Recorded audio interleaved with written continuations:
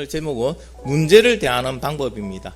여러분 인생을 이렇게 표현하더라고요. 문제 풀다가 가는 게 인생이다. 그쵸. 문제 없는 인생은 없어요.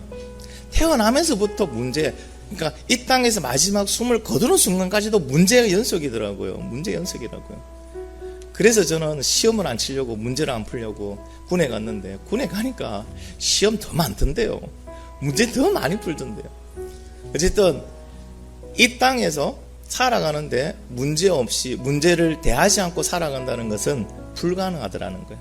그러면 그리스도인들은 그 문제를 어떻게 대해야 될까? 어떻게 그 문제를 우리는 받아들이고 풀어나가야 되는지 오늘 하나님께서 우리에게 거기에 대한 답을 주십니다. 오늘 말씀을 통해서 여러분도 그 문제를 푸는, 그리스도인으로서 문제를 해결하는 그 방법이 여러분의 방법이 되기를 간절히 바랍니다.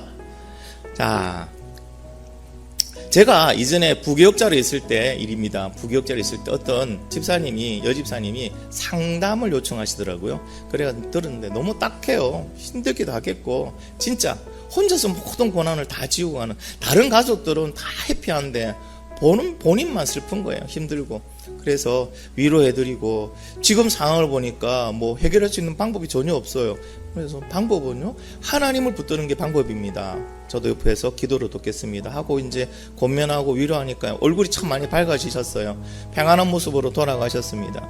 그리고 몇 주 후에 또 상담 요청을 하시는데 원래 모습이에요. 다시 원래 모습으로 돌아가서 목사님 어떻게 살아요? 노는 거예요. 그래서 하나님 붙들어 보셨습니까? 그것도 잘 안 돼요 하더라고요.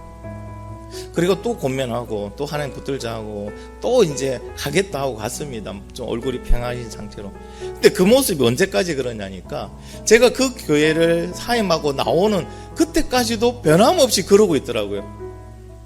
계속 같은 모습으로, 그죠? 나란지 쳇바퀴 돌듯이 계속 돌고 있는 모습 보면서 참 안타깝구나. 그러면 우리가 보기에는 저한테 상담받았던 이 집사님의 문제는, 진짜 문제는 뭐였을까요? 그 집사님의 환경이 문제였을까요? 아니면 가족이 문제였을까요? 아니 일어나는 사건이 문제였을까요? 진짜 문제는 뭐였죠? 본인이 하나님을 붙들지 못한 게 문제였다는 거예요. 우리도 그런 경우들이 참 많습니다. 그래서 여러분 오늘 말씀을 통해서 특별하게 하나님의 깨달아지는 은혜가 있기를 간절히 바랍니다. 진짜 문제가 무엇인지를 깨닫고, 이 문제를, 내에게 있는 이 문제를 해결할 수 있는 유일한 방법이 무엇인지를 확실히 깨달아지고 그 깨달은 대로 순종하는 은혜가 있기를 간절히 바랍니다. 자, 됐습니다. 자, 이스라엘이 드디어 애굽을 나왔습니다. 지긋지긋하게 살았던, 그죠? 종으로서, 노예로서 자유도 없이, 미래도 없이 살았던 그곳에서 드디어 이스라엘이 떠나게 됩니다. 불가능하다 생각했거든요. 이스라엘 사람들은요, 스스로 힘으로 떠난다는 것은 불가능하다고 생각했어요. 누구의 힘으로 드디어 애굽을 떠납니까? 그렇죠, 하나님. 여러분, 우리의 힘으로, 우리의 능력으로 구원받는 건 불가능이죠. 우리의 힘과 능력으로 여러분 진짜 이 세상의 지긋지긋한 지옥과 같은 이 삶, 또 내가 지옥으로 흘러가는 그 강물 속에서 내가 빠져나온다는 것은 불가능해요. 누구의 능력, 누구의 사랑으로요? 하나님의 능력, 하나님의 사랑으로 빠져나옴을 믿으시면 아멘. 자, 그러면은 이 출애굽은 언제부터 시작됐다고 말씀드렸습니까? 출애굽의 시작은 이스라엘 민족의 조상되는 아브라함부터 시작됩니다. 아브라함에게 약속하셨거든요. 뭐라고 약속하십니까? 같이 읽겠습니다. 시작. 여호와께서 아브라함에게 이르시되 너는 반드시 알라 내 자손이 이방에서 계게 되어 그들을 섬기겠고 그들은 400년 동안 내 자손을 괴롭히리라. 지금 얘기를 하고 있죠, 그죠? 그리고 나서 그 다음 이어지는 것은, 근데 그들을 그곳에서 어떻게 해요? 내가 약속한 땅으로 옮기겠다고 약속을 해줍니다. 이때가 언제입니까? 출애굽하기 430년 이전입니다.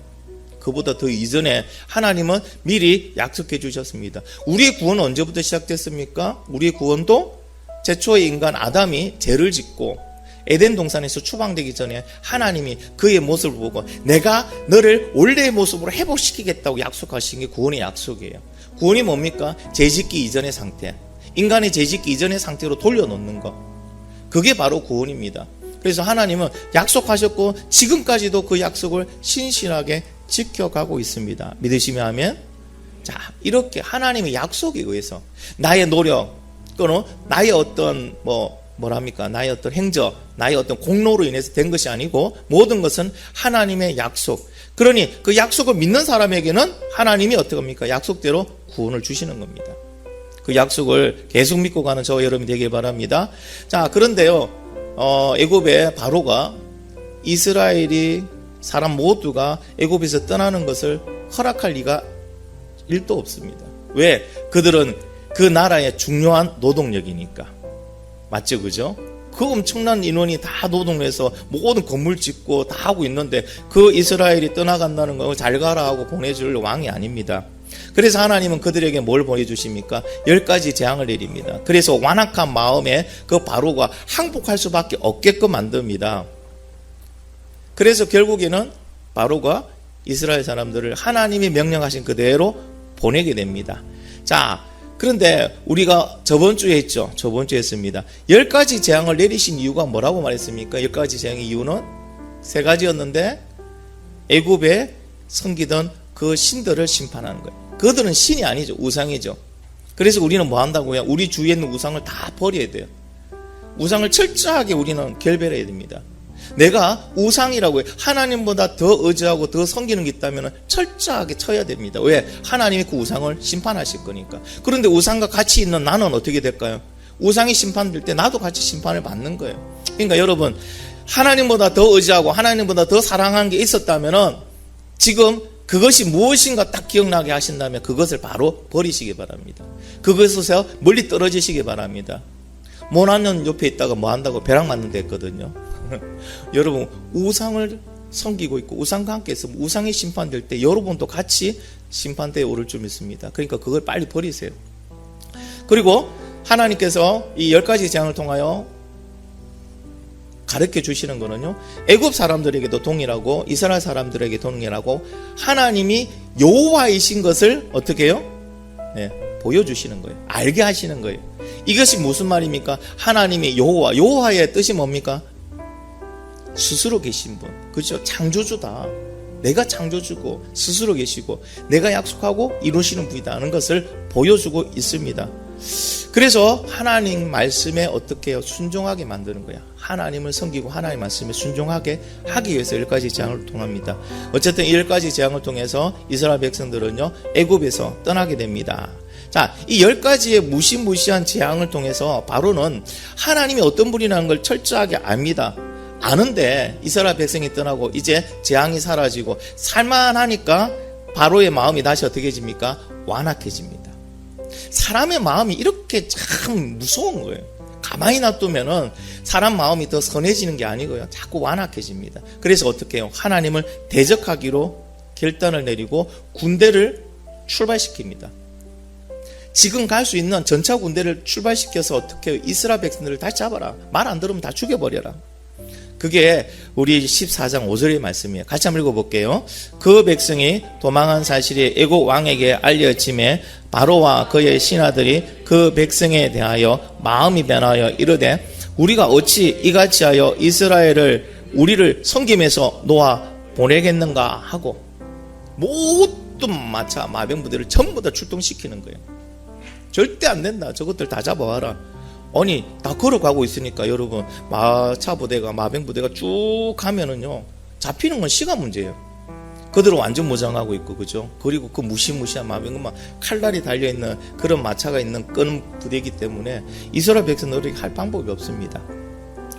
여러분, 사람의 마음이 이렇게 간사하다는, 간악하다는 거예요. 10가지 재앙을 보니까 하나님이 두려웠는데, 이제 안 보인다는 거예요. 이제 안 보인다는 거예요. 재앙이 없으니까 하나님이 없다는 거예요. 여러분, 결국에는 바로의 이 완악한 마음, 잘못된 마음이 그도 망하고 애굽도 망하게 하는 그러한, 그죠? 시작이 돼버립니다. 그래서 잠언에서 뭐라고 말합니까? 모든 지킬 만한 것 중에 더욱 내 마음을 지키라. 생명의 근원이 이에서 남이다고 얘기합니다. 모든 지킬 만한 것 중에서 내 마음을 지키라는 건 뭡니까? 무엇보다 우선적으로 네 마음을 먼저 지키라. 이런 말 있죠. 마음 먹기 나름이다. 사람은 마음 먹기 나름이라는 얘기가 있습니다. 우리 마음에서 예수님이 떠나버리면은 뭐 방법이 없어요. 우리 마음에서 세상을 붙들면요, 방법이 없어요. 세상은 끌려가는 거예요. 여러분, 무엇보다 내 마음을 지키는 저와 여러분이 되기를 간절히 바랍니다. 근데 구체적으로 어떻게 마음을 지켜요? 아니, 무엇보다 내 마음을 지키라. 아멘, 제 마음을 지키겠습니다. 근데 구체적으로 어떻게 지켜야 돼요? 도지사님, 어떻게 지켜야 돼요, 마음을? 내 마음을 내가 어떻게 지켜요, 이걸? 그럴 것 같으면 다 선하게 살고 다 성공했겠죠. 제 마음을 어떻게 지켜야 됩니까? 지키는 방법은 어떻게 지켜야 됩니까? 그렇죠. 내가 내 마음을 지킬 것 같으면 이 말씀을 하지를 않습니다. 사람이 스스로 자기 마음을 지킬 수 있다면 기록하지 않습니다. 결국에는 내가 스스로 지키지 못하니까 하나님을 의지하라는 겁니다. 성령의 능력으로 마음을 지키랍니다. 그렇죠? 성경에도 마찬가지, 로마서 말씀하신 영으로 내 육을 쳐서 복종시키려 돼 있잖아요. 여러분, 성령으로 내 마음을 지켜야 됩니다. 성령으로 지킨다는 것은 말씀과 기도로 내 마음을 지킬 수 있다는 거예요. 그러면 아무리 영성이 뛰어나고 하나님의 엄청난 그런 일들을 해나갔던 종이라도요, 한 달만 기도와 말씀을 쉬어보세요. 마음을 지킬 수 있을까요? 못 지킵니다. 유혹에 넘어갑니다. 미혹에 그냥 빠져버립니다. 그래서 말씀하시는 건 뭡니까? 마음을 지키기 위해서는 말씀과 기도로 성령을 의지하는 사람만이 마음을 지킬 수 있습니다. 그래서 여러분, 믿음 생활은 다른 게 아니에요. 말씀과 기도로 성령을 통해서 내 마음을 지키는 게 믿음 생활인 줄 믿습니다. 할렐루야. 자, 이렇게 이제 바로는요, 군대를 출발시킵니다. 그러면 먼저 가고 있던 이스라엘 사람들이 있습니다. 낮에는 구름 기둥으로, 밤에는 불 기둥으로 하나님께서 이스라엘 백성들을 보호하시고, 그들은 또 눈으로 구름 기둥과 불 기둥을 보면서 뭐합니까? 아, 하나님 우리와 함께 하신다는 임재의 사실을 확인하면서 이스라엘 백성들은요, 아무런 문제 없이 너무 즐겁게 지금 가고 있습니다. 그런데 그 앞에 문제가 하나 발생합니다. 어떤 문제입니까? 홍해가 그들의 앞을 막아버립니다. 잘 보이시는지 모르겠어요. 저기 보면은 잘 안 보이시겠네요. 홍해 앞에서 그들이 길이 딱 끊겨버려요. 왜? 홍해를 건너가야 되는 이 많은 인원이 홍해를 건너갈 방법이 없어요. 근데 하나님은 그 길로 인도하셨어요. 그 길로 인도하셨어요. 그래서 홍해 앞에서 장막을 치고 어떻게 해야 될지 그들은 고민하고 있습니다. 여러분, 홍해가 뭐 작은 요 유라네 좀 대천 계곡처럼 이런 계곡이 아니에요. 지금 밑에 그림 보시죠. 저게 홍해 전경입니다. 홍해가 얼마나 큰 바다인지 제가 구체적으로 가르쳐 드릴게요. 자, 길이가 약 2300km입니다. 남부 쪽에 시작하는 그 넓이가 약 360km고요. 북부 쪽은 넓이가 약 200km입니다. 면적만 보면요, 약 44만 제곱킬로미터고 부피는 22만 세제곱킬로미터. 최대 수심은 2213m입니다. 왜 홍해인지 아세요? 영어로 하면은요, 레드씨입니다. 왜 홍해냐면요, 해저 때문에, 바닷속에 있는 해저 때문에 물빛이 붉은 빛을 띠고 있기 때문에 홍해라고 부른답니다. 그럼 여러분 이제 아시겠죠? 엄청난 바다 앞에 그들은 지금 놓여 있습니다. 어떻게 건널 것인가? 배도 없는데, 배가 있다 하더라도 이 많은 인원이 언제 건너가겠어요? 자, 그 앞에서 일단은 더 전진을 못하고 수도하고 있습니다. 자, 그런데 거기에 또 다른 문제가 하나 더 겹치죠. 어떤 문제가 겹칩니까? 이스라엘의 마차 부대가 지금 무서운 속도로 그들을 향하여 달려오고 있다는 보고가 들어옵니다. 얼마 지나지 않아서 우리는 우리에게 도착합니다 라는 보고가 들립니다. 자, 이스라엘 사람들은요, 이 사실을 듣고 이스라엘 사람들은 어떤 반응을 보일까요? 저런 마차 부대가 지금요 달려오는데, 와, 막 땅이 울리는 거예요. 엄청난 지금 숫자가 오니까 땅이 진동하나, 지진이 일어나서 땅이 진동하면서 일어나는 먼지는 어떻게 보일까요? 모래 폭풍처럼 보이는 거예요. 그렇게 저 멀리에서부터 보이기 시작하는 거예요. 그것을 보고 있는 이스라엘 백성들은 어떤 마음일까요? 하나님께 두려워서 부르짖습니다. 하나님 살려주세요. 하나님 살려주세요. 근데 하나님 대답이 없어요. 살려달랬는데. 자, 그러다 보니까 그들은 이제 부르짖고 기도했는데도 어떤 반응이 없으니까 뭐 하기 시작합니까? 모세와 하나님을 향하여 원망하기 시작합니다. 우리가 죽을 곳이 없어서 이곳에 우리를 불렀느냐? 당신이 우리를 애굽에서 불러내서 우리를 여기서 죽이려는 거구나. 그렇게 지금 모세를 원망하는데, 모세를 원망하는 결국 누구를 원망하는 겁니까? 하나님 원망합니다. 그렇죠? 아니 자기들이 다 자발적으로 따라와 놓고 이제는 그 큰 문제 앞에서 두려우니까 모세를 하나님을 원망합니다. 그리고 어떤 무리들은 심지어 이렇게 얘기합니다. 다시 애굽으로 돌아가자. 하나님이 그렇게 하나님의 능력을 통하여 하나님의 사랑과 긍휼을 통하여 어떻게 애굽에서 빼내줬는데 그들이 하는 말이 뭡니까? 다시 돌아가자. 12절이죠. 우리가 애굽에서 당신에게 이런 말이 이것이 아니냐 이러기를 우리를 내버려 두라. 우리가 애굽 사람을 섬길 것이라 하지 아니하더냐. 애굽 사람을 섬기는 것이 광야에서 죽는 것보다 낫겠다. 그리고 사람들을 선동해서 자 우리 애굽으로 돌아갑시다. 아니 지금 이 짓거리 하고 있어요. 하나님께서는 그죠? 하나님 언약을 기억하시고 그들에게 하나님 약속한 땅을 주기 위해서 진짜 다른 민족, 다른 데 보여주지도 않은 그런 10가지 재앙을 갖다가 보여주시면서 그들의 힘이 아니고 하나님의 힘으로 전부 다 탈출시켜줬는데, 구원해줬는데, 이제 와서 하는 말이 우리에게서 죽기 그러니까 우리는 애굽으로 가겠습니다. 다시 세상으로 가겠습니다. 하는 거 똑같습니다. 자, 여기에서 이제 끝나는 거죠. 그래서 하나님께서 모세가 기도하니까 하나님께서 지팡이를 들고 홍해를 이제 항해하라. 그러면 이제 동풍이 불고 홍해가 갈라지고 그들이 그 사이를 지나가고 그 뒤를 따라서 바로의 군대, 마차 부대가 지나가다가 하나님께서 물이 흐르게 해서 그 홍해의 물에 모든 군사들이 수장당하는 그 사건. 여러분 기억하시죠? 그죠? 자, 하나님께서는요, 오늘 사건을 통해서 그리스도인이 문제를 대하는 방법에 대해서 가르쳐 주고 있습니다. 그리스도인이라면 어떻게 문제에 대처해야 되고 문제를 받아들여야 되느냐. 자, 오늘 세 가지 타입이 나옵니다. 오늘 본문에서는 문제를 대하는 세 가지 타입이 나오는데요. A 타입은요, 문제를 붙드는 타입이에요. 문제를 딱 손에 붙드는 타입이에요. 자, 문제에 몰입하면서 어떻게 됩니까? 문제와 함께 망하는 타입이에요. 문제만 바라보고 문제 속에 들어갔다가 결국에는 문제와 함께 망하는 타입. 그가 누굽니까? 대표적인 인물이 바로죠. 지금 여러분 애굽에 문제가 발생했습니다. 어떤 문제가 발생했습니까? 노동력의 근원이었던 그 막강한 노동력인 이스라엘이 모두 다 떠났다는, 다 떠나버렸어요. 졸지에 그들에는 막강한 노동력이 다 사라져버리는 문제가 발생합니다. 자, 바로는 이 문제를 어떻게 해결하려고 합니까? 자기 자신의 능력으로 충분히 해결할 수 있다고 생각합니다. 군사력을 동원하면 충분히 다시 끌어올 수 있다고 생각합니다. 그는 10가지 재앙을 통해서 하나님이 이스라엘과 함께하고 있다는 사실을 깨달아 알았는데도 불구하고 그들이 자기의 힘으로 할 수 있다고 군대를 모집하고 군대를 보내버립니다. 여러분, 이렇게 문제를 붙드는 타입의 특징은요, 문제에 빠져서 객관적인 판단을 못합니다. 그냥 문제에 막 자기의 감정까지 다 이입해가지고요, 그 문제 속에서 계속 빨려 들어가는 거예요. 객관적인 판단을 하면요, 이스라엘을 추격하면 됩니까? 안 됩니까? 안 되죠. 10가지 재앙을 내리신 하나님이 이스라엘과 함께 하니까 하면 안 되잖아요. 그런데 그는 이런 객관적인 판단을 못합니다. 그냥 자기 확신을 가지고 계속 문제 속에 들어갑니다. 자기가 할 수 있다고.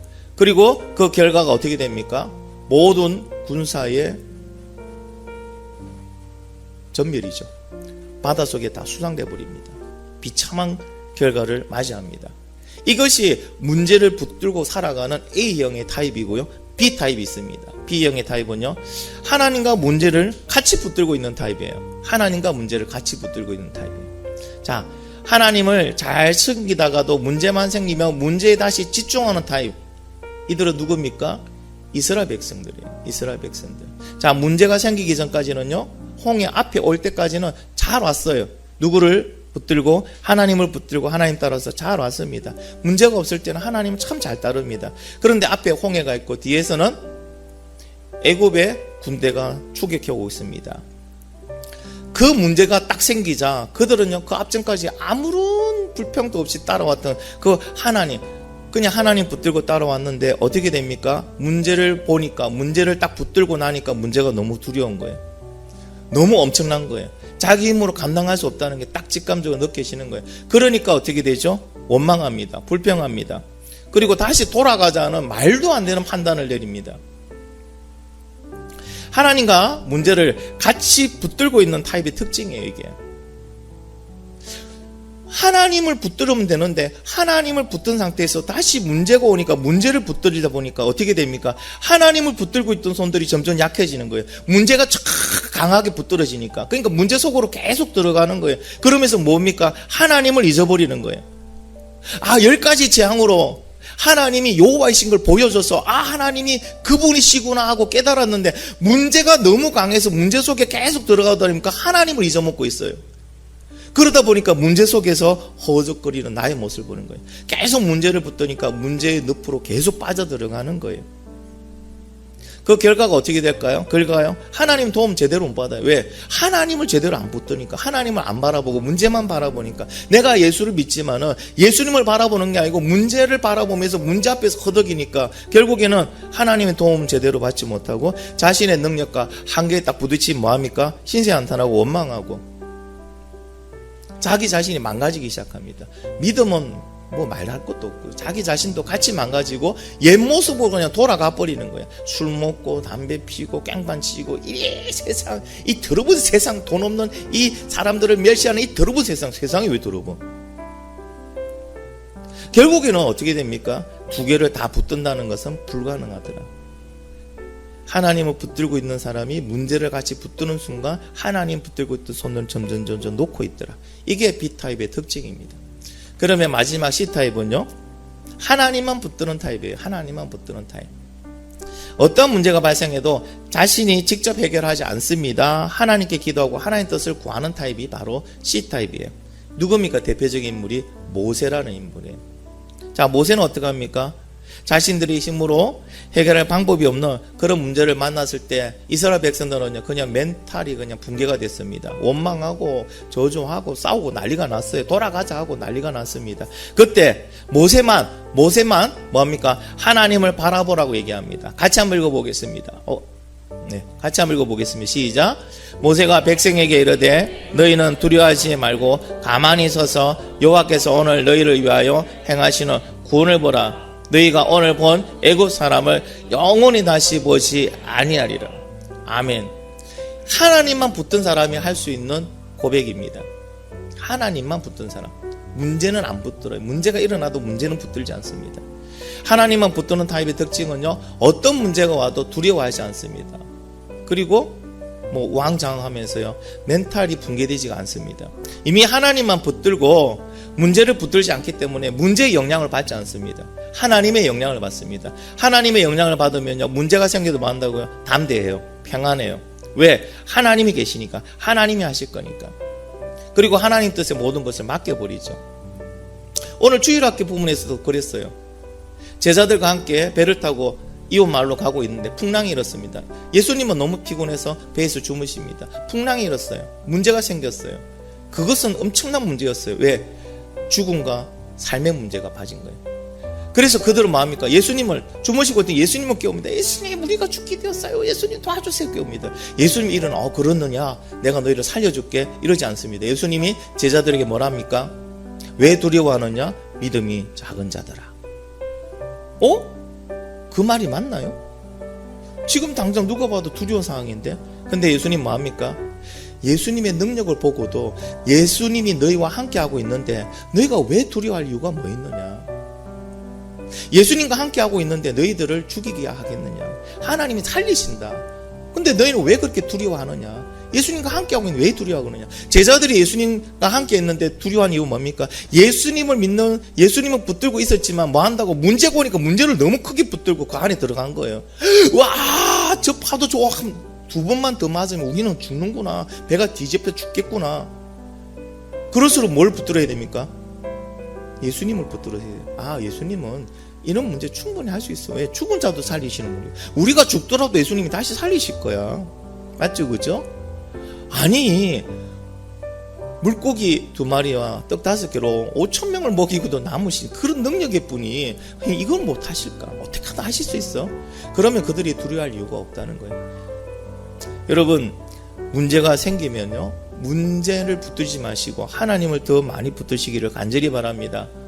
하나님께서요, 문제가 생기실 때 뭐 하라고 말씀하십니까? 빌립보서 4장 6절 한번 읽어보겠습니다. 시작. 아무것도 염려하지 말고 다만 모든 일에 기도와 간구로 너희 구할 것을 감사함으로 하나님께 아뢰. 염려부터 하지 말아죠. 염려는 왜 하게 됩니까? 문제를 붙들고 문제 속에 들어가 버리면 염려합니다. 내가 해결하지 못하니까. 여러분, 문제가 어떤 게 문제입니까? 내가 해결할 수 없기 때문에 문제가 되는 거죠. 해결할 수 있는 거는 문제라고 안 합니다. 결국엔 내 능력 밖의 일, 해결할 수 없는 거, 그거에 들어가 봐야 뭐합니까?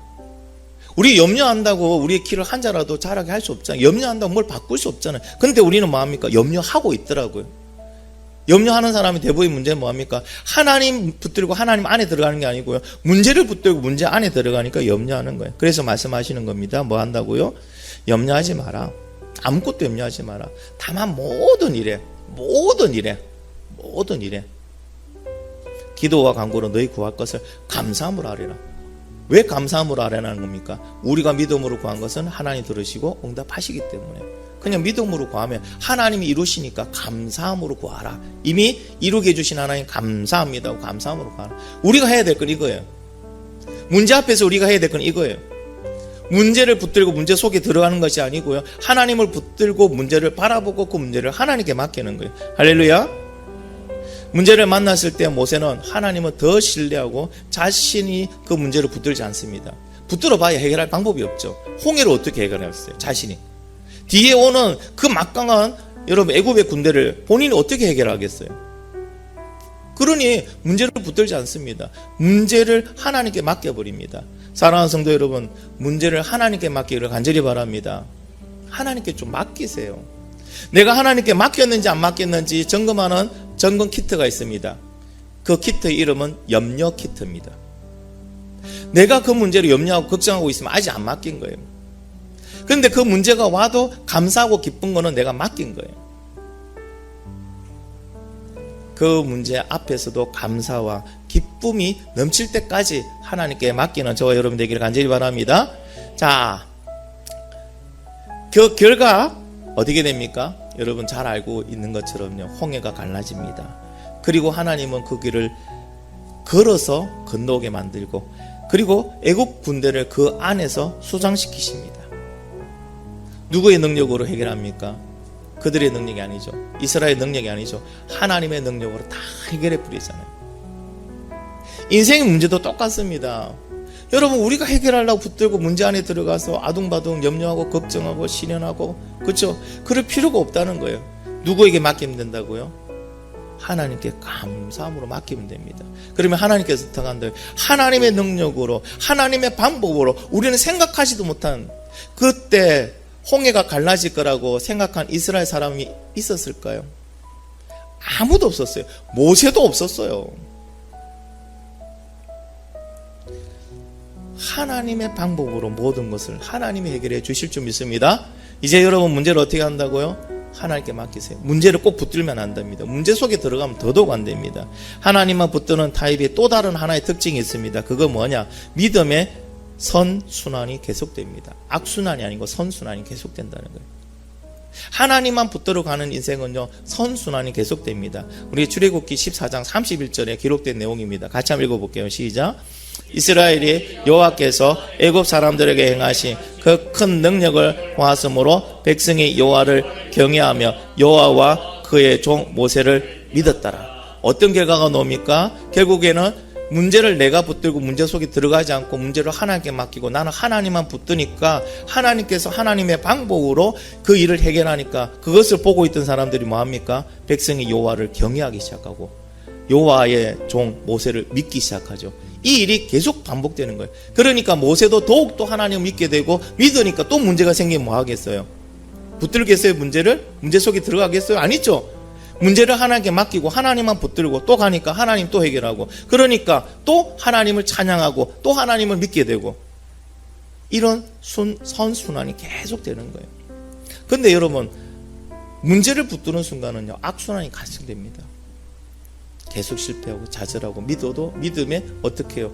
믿음의 열매들이 열리지 아니하고, 믿었지만 계속 힘들고 괴롭고, 이것을 어떻게 해야 되나 계속 내가 염려해야 되고 걱정해야 되고, 나중에 그것 때문에 몸도 상하고. 혹시 우리 중에 그런 분이 있다면 오늘 잘 오셨습니다. 그분을 위해서 오늘 말씀을 전거하게 하신 것 같아요. 맡기세요. 맡기세요. 내 마음에 염려 키트로 딱 점검해 보시고, 그렇죠? 자, 내 마음에 기쁨과 평안이 없다. 그 문제로 계속 막 생각이 나고 꿈에도 나오고 그것 때문에 소화도 안 되고 그러면 아직 안 맡긴 거예요. 하나님께서 하십니다. 하나님 빌립보서의 말씀처럼요 4장 6절에 말씀하신 건데 아무것도 염려하지 말고 다만 모든 일에 기도와 간구로 너희 구할 것을 감사함으로 하나님께 아뢰라고 하셨습니다. 하나님 믿음으로 아뢰입니다. 이 문제를 가져가시고 저에게는 평안을 주시고 기쁨을 주시고 담대함을 주시옵소서. 그렇게 기도 맡기세요. 그러면 하나님께서요 그 기도에 그대로 응답해 주실 줄 믿습니다. 자, 이제 말씀을 정리합니다. 문제를 대하는 세 가지 타입 중에서 여러분 A, B, C 타입 중에서 어떤 타입입니까? 여러분은 그냥 문제만 붙들고 있는 A 타입입니까? 아니면 하나님과 문제를 어떻게든 같이 붙들고 하는 B 타입입니까? 아니면은 하나님만 붙들고 살아가는 C 타입입니까? 그리스도인 중에 어떤 타입이 많은 것 같아요? B 타입이 많은 것 같아요? C 타입이 많은 것 같아요? B가 많아요. 안타깝게도 교회 안에도요 B 타입이 많아요. 문제가 없을 때는 하나님 잘 붙들고 하는데 문제만 생겼다면 어떻게 된 거 문제를 붙들고 막 휘두르려고 하고 있습니다. 문제를 어떻게 하든 내가 역전시켜서 어떻게 해요 그냥 어부치기 한 판으로 내가 승리하려고 합니다. 왜? 문제는 내가 감당이 안 되니까 문제인데 자꾸 그 문제와 싸우려고 합니다. 기도를 하죠.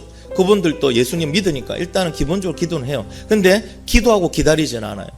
문제는요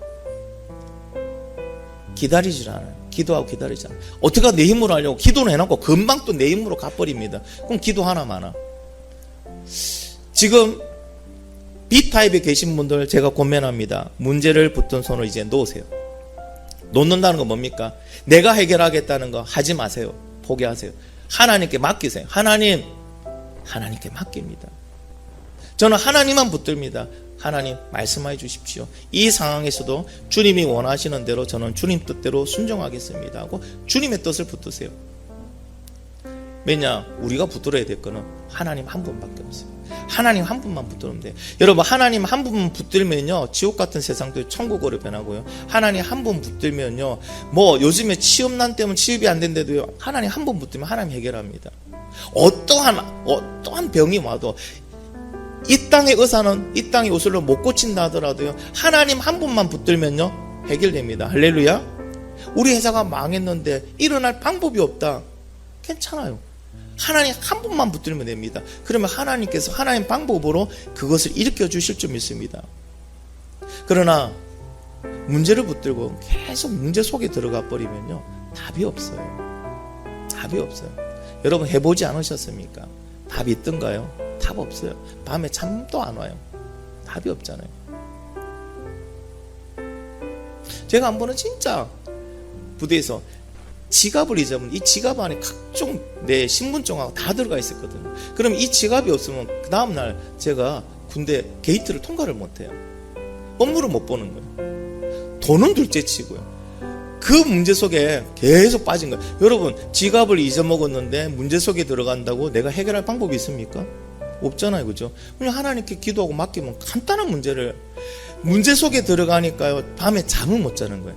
1시간 간격으로 눈을 떠서 저는 항상 어떤 물건이든 그 위치에 놔두는 버릇이 있거든요. 그러니까 1시간 간격으로 눈 떠가지고 거기를 보는 거예요. 있겠지 꿈이지 하고 무슨 꿈이 현실인데 그래가지고 하루 종일 잠도 못 자고 아침에 일어났어요. 아 이젠 포기해야 돼. 왜? 이제 출근해야 되는 거 포기해야 됐지 했는데 전화가 온 거예요. 지갑을 줬다고. 근데 지갑에 이제 군대 신분증에 여러 가지 총기 지급증에 하여튼 비밀 지급 인가증이 다 있으니까 전화를 한 거예요. 그 소방서 다니시는 분이라더라고요. 그분이. 그럼 주었는데 그래 중요한 것 같아서 갖다 주러 오시겠다는 거예요. 우리 집이 어디냐 물어보고. 그래가 너무 감사하게 받아갔습니다. 그냥 기도하고 있으면 하나님께서 알아서 해결해 주실 건데 내가 문제 속에 어떻게 하다 보니까 잠만 못 잤어요. 사랑하는 우리 더 풍성교회 성도 여러분, 놓으시기 바랍니다. 놓아주세요. 하나님만 붙드십시오. 그러면 하나님이 해결해 주십니다. 하나님이 그 문제를 일기 힘도 주시고요. 하나님이 하나님의 능력으로 해결해 주실 줄 믿습니다. 그리고 마지막으로요, 여러분에게 하나 또 말씀드리는 건요, 하나님을 붙들고 기도할 때 주의할 점이 하나가 있어요. 주의할 점이. 자, 우리 말씀 한번 먼저 읽어볼게요. 시작. 여호와께서 모세에게 이르시되 너는 어찌하여 내게 부르짖느냐? 이스라엘 자손에게 명령하여 앞으로 나아가게 하고. 너는 어찌하여 내게 부르짖느냐? 당연히 기도해야 되지 않나요? 그죠? 지금 위급한 상황인데. 그런데 하나님은요, 모세에게 너는 어찌하여 내게 부르짖느냐고 말씀하십니다. 자, 이거는 무슨 의미일까요? 이 의미는 왜 네 기도하냐? 이 의미가 아니에요. 이 의미는요, 기도했으면 왜 믿음으로 행동하지 않고 계속 기도만 하고 있는, 이 말을 하고 있는 거예요, 지금. 여러분, 기도했으면, 하나님 믿음 줬으면, 확신을 줬으면 뭐 하면 됩니까, 이제는? 행동으로 가야 돼요. 그래서 여러분, 기도할 때는요, 기도할 때와 행동할 때를 잘 구분하셔야 돼요. 잘 구분하셔야 돼요. 기도만 하고 있으면요, 기도만 하고 있는다고 이루어지는 건 아니잖아요. 기도하는 건 뭡니까? 하나님 뜻을 구하는 거예요. 내가 해결하지 못하는 건 하나님 할 때니 그럼 기다리라는 하나님의 메시지가 있을 거고요. 하나님께서 지금 같은 경우에는 왜 너 기도만 하고 있니? 이 말은 뭡니까? 자, 뒤에서 적군이 오고 있으니까 일단은 장막을 걷어라. 걷었고 어떻게? 홍해 앞에까지 걸어가게 하라. 네 백성들을 홍해 앞에까지 걸어가게 해라. 그래 갈라졌을 때 바로 건너갈 거 아니에요. 그 말씀을 하고 있는 거예요, 지금 하나님께서. 그래서 어떻게 한다고요? 하나님의 뜻을 구하고 하나님의 뜻을 가르쳐 주시고 믿음으로 확신을 주시면 이제 일어나서 행동할 때는 행동해야 됩니다. 여러분이 기도하고 이렇게 믿음으로 행동할 때, 믿음으로 이렇게 행동할 때 뭐가 된다고? 기도는 현실이 되는 거예요. 그것을 짧은 부분이지만 너는 어찌하여 내게 부르짖냐는 이 한 문장으로 가르쳐 주시는 거예요. 기도할 때 하나님은 우리에게 방법을 가르쳐 주십니다. 그 방법대로 이제는 뭐 하면 됩니까? 행동하는 겁니다. 기도하고 믿음으로 한 발짝 나갈 때 하나님은 역사는 이미 일어나고 있습니다. 하나님 준비하고 있다는 거예요. 홍해를 가르실 준비를 하고 있고 적군들을 막아주시잖아요. 우리가 생각하기에는 잡힐 것 같아요. 시간적 여유가 없는 것 같아요. 그런데 아니에요. 하나님 홍해를 가를 때까지 적군들이 쳐들어오지 못하게 구름 기둥 보내서 막아버리잖아요. 모든 문제 여러분이 해결하지 못합니다. 놓으십시오. 해결할 수 있다는 착각은 버리시고 놓으십시오. 그리고 오직 하나님만 붙들고 기도하면 하나님께서 그 방법을 가르쳐 주십니다. 그때 우리는 믿음의 한 발을 내디디면 됩니다. 나머지는 하나님이 해 주실 줄 믿습니다. 우리 같이 한번 오늘 말씀을 통해서 여러분이 이제 하나님의 음성을 듣고 결단할 시간 갖기를 원합니다. 자, 이 말씀은 나에게 주시는 말씀이에요. 왜 나에게 주실까요? 내가 뭔가 문제를 붙들고 자꾸 문제 속에 들어가고 있는 거 없습니까? 아니면 기도했는데 이제 행동할 때인데 아직도 기도만 하고 있는 것이 있지 않습니까? 하나님 가르쳐 주시옵소서, 보여주시옵소서, 깨닫게 하여 주시옵소서. 하나님 뜻대로 가게 하시고 내가 붙던 문제 놓게 하십시오. 여러분이 이제 하나님 앞에 하나님의 음성을 듣고 결단하길 바랍니다. 그리고 그 결단한 것을 붙들고 한 주간 살아가시기 바랍니다. 여러분이 이렇게 결단, 변화, 행동할 때 여러분의 기도, 여러분 삶은요 달라지기 시작하고 기도가 현실이 될 줄 믿습니다.